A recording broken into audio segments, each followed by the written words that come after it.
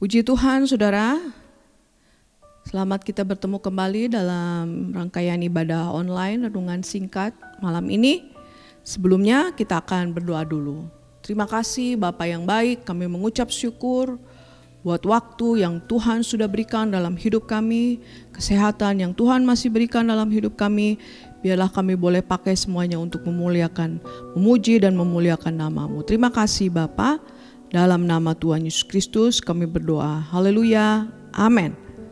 Puji Tuhan saudara. Kita langsung saja buka di dalam suratan Kolose pasal yang ketiga, ayat yang ke-23 sampai dengan 24. Apapun juga yang kamu perbuat, perbuatlah dengan segenap hatimu seperti untuk Tuhan dan bukan untuk manusia. Kamu tahu bahwa dari Tuhanlah kamu akan menerima bagian yang ditentukan bagimu sebagai upah. Kristus adalah Tuhan dan kamu adalah hamba. Nah, di dalam suratan Kolose ini kita diajarkan untuk senantiasa bahwa perbuatlah apapun juga dengan segenap hati untuk Tuhan, bukan untuk manusia. Betapa sering ketika kita melakukan segala sesuatu, kita menjadi orang yang mudah kecewa, mudah putus asa, mudah patah semangat. Karena apa? Karena apa yang kita harapkan mungkin beranjak dari hati yang tidak tulus, ya. Berangkat dari hati yang tidak tulus, karena mungkin kita mengharap pujian dari manusia atau juga reward dari manusia, penghargaan dari manusia, dan ternyata manusia yang kita harapkan itu tidak memberikan pujian, tidak memberikan pengharapan. Maka kita akan menjadi orang yang mudah kecewa, patah semangat. Ya, inilah yang seringkali membuat orang menjadi mundur, tinggalkan Tuhan, tinggalkan pelayanan. Karena semangatnya adalah ingin mendapat pujian daripada manusia.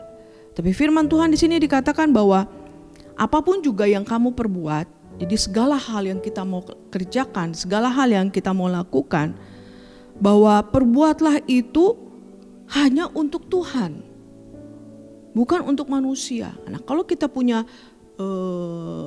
prinsip seperti ini, maka kita orang yang tidak akan pernah mudah kecewa, tidak pernah menjadi patah semangat, ya. Tetapi kita akan selalu melakukan apapun juga karena kita ingin menyenangkan hati Tuhan, karena kita ingin memuliakan Tuhan.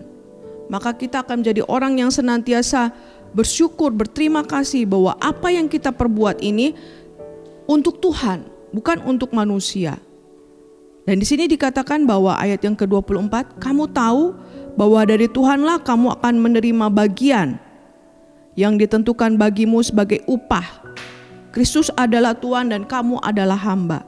Nah, kita diajarkan di sini bahwa apapun juga yang kita lakukan itu untuk Tuhan, dan kita tahu bahwa bagian yang kita akan terima, bagian yang akan kita dapatkan adalah upah dari siapa? Dari Kristus. Jadi kalau kita punya semangat seperti ini bahwa apa yang kita kerjakan, apa yang kita lakukan itu adalah untuk Tuhan, bukan untuk manusia, dan kita tahu bahwa upah yang kita dapat itu adalah upah dari Tuhan. Karena Tuhan itu adalah Tuhan kita, dan kita ini sebagai hamba. Oleh karena itu saudara, mari kita mau mengerjakan apapun juga, ya, bentuk apapun juga, pelayanan apapun juga, hanya untuk Tuhan, bukan untuk manusia, ya. Dan kita tahu bahwa upah yang kita dapat itu dari Tuhan itu luar biasa, ya. Karena Kristus adalah Tuhan kita dan kita adalah hambanya. Coba kita lihat dulu dalam Filipi pasal yang ketiga ayat yang ke-14. Filipi pasal yang ketiga, Filipi pasal yang kedua ayat yang ke-14. Filipi pasal yang kedua ayat yang ke-14, demikian firman Tuhan. Lakukanlah segala sesuatu dengan tidak bersungut-sungut dan tidak berbantah-bantahan. Nah, Filipi ini lebih jelas lagi mengatakan bahwa tadi Kolose mengatakan lakukanlah segala sesuatu itu seperti untuk Tuhan saja, bukan untuk manusia, bukan mendapat pujian dari manusia, tapi hanya untuk Tuhan. Nah, kalau Filipi ini mengatakan bahwa segala sesuatu yang kita lakukan jangan bersungut-sungut, ya, atau berbantah-bantahan. Jadi lakukan itu dengan hati yang tulus, hati yang penuh sukacita, hati yang semangat cinta kepada Tuhan, tidak bersungut-sungut dan tidak berbantah-bantahan. Ya. Sudahkah kita melakukan seperti itu? Atau kita melakukan segala sesuatu dengan bersungut-sungut, dengan berbantah-bantah, dengan tidak tulus, dengan tidak ikhlas? Maka apa yang kita dapatkan? Saya yakin kita tidak akan mendapatkan apa-apa. Yang ada adalah kecewa, marah, putus asa, dan mundur dari Tuhan.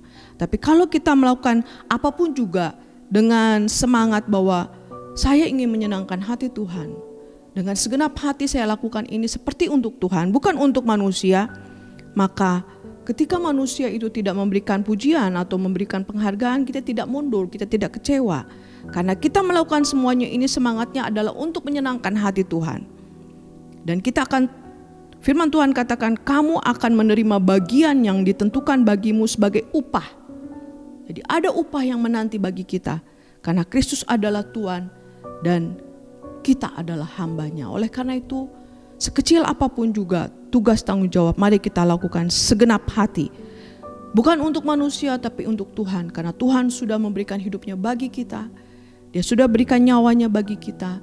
Dengan apa kita balas selain kita boleh senantiasa menyenangkan hati Tuhan, melakukan segala sesuatunya untuk Tuhan, bukan untuk manusia. Maka kita akan mendapatkan bagian yang sudah Tuhan tentukan dalam kehidupan kita. Upah menanti di sorga. Dan jangan melakukannya dengan bersungut-sungut atau berbantah-bantah.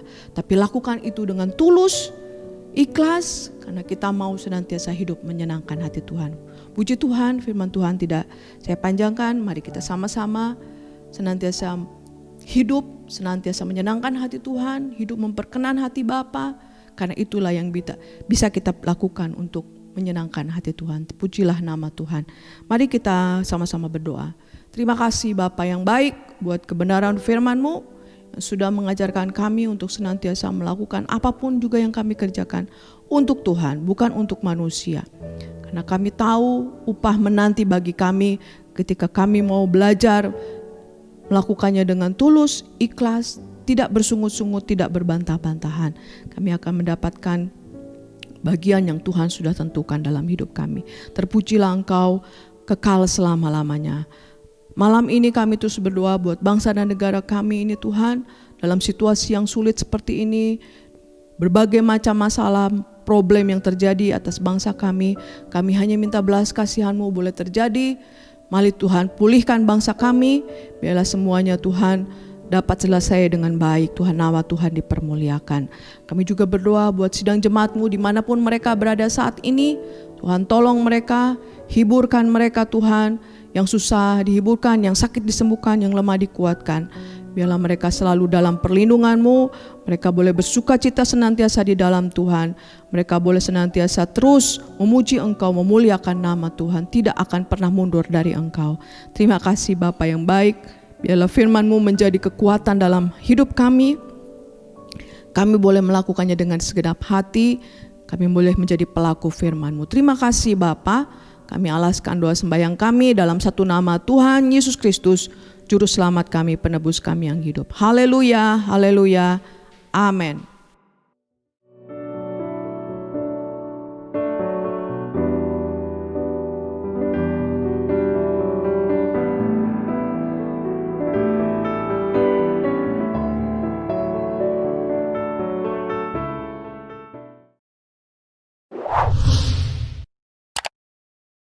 Subscribe channel YouTube GPDI Efrata Yogyakarta dan aktifkan lonceng notifikasinya untuk mendapatkan informasi seputar live streaming dan video khotbah terbaru lainnya. Tombol subscribe berada di kanan atas channel kami dan jangan lupa klik tombol loncengnya. Tuhan Yesus memberkati.